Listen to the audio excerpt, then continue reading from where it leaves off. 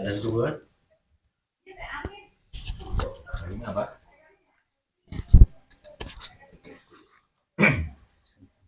Ya, kalau biru nyala berarti.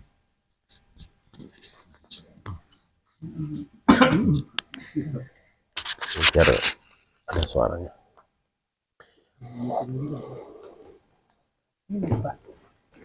Pak mic juga biar denger ya.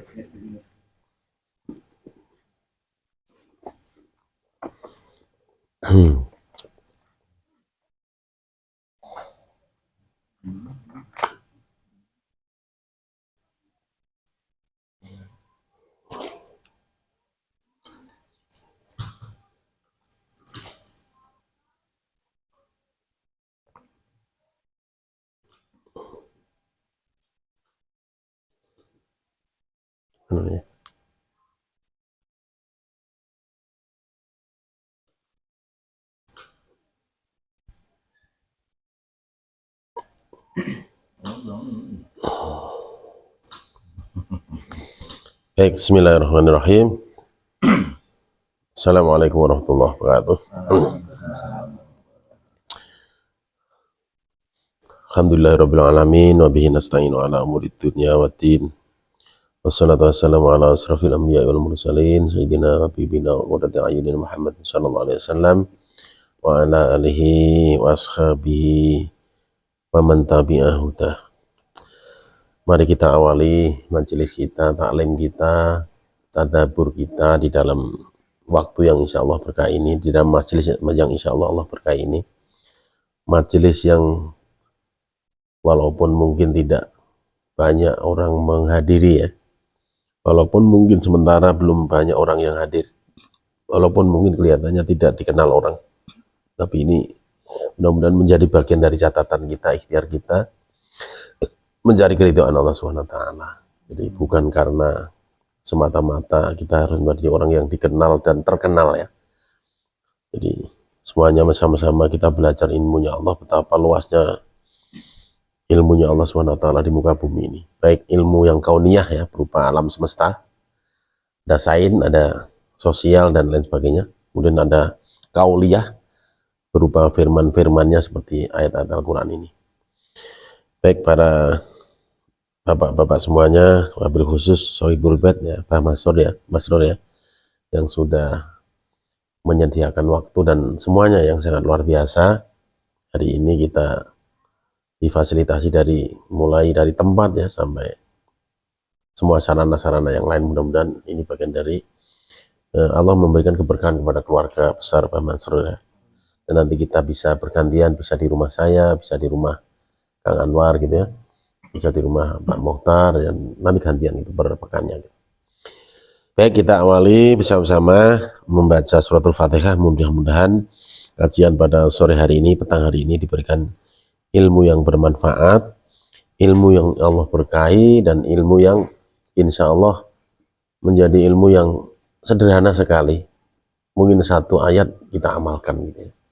Tidak perlu muluk-muluk kita ceramah di atas panggung menggelegar pulang ketawa ketiwi, kiainya gimana, penceramahnya lucu gitu ya, tapi pulang ditanya dapat apa, nggak tahu, pokoknya lucu aja gitu ya, setelah itu hilang. Dan ngaji itu sebetulnya harus benar-benar setelah kita mendengar itu menjadi karakter gitu ya. Karakter artinya apa? Sebagaimana Abu Bakar sampaikan, Abu Bakar itu tidak pernah tidur di atas kasur empuk.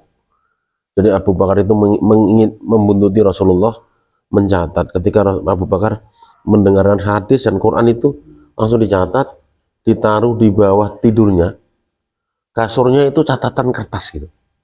Dulu kan belum dibukukan Al-Qurannya, jadi masih boleh ditidurin, itu boleh. Kalau suhuf kan sudah kategori harus megang, harus suci dan sebagainya. Catatan gitu.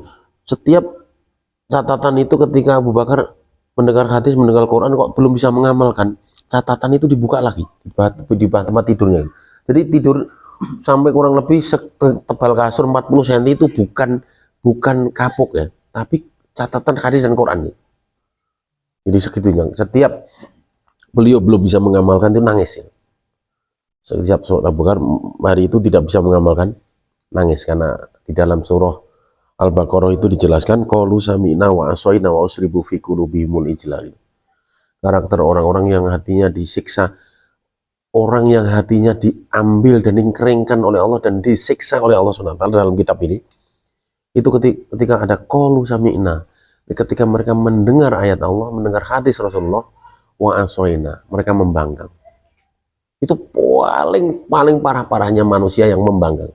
Yang paling ringannya itu mereka mendengar tapi cuek, bukan membangkang, tapi tidak peduli gitu.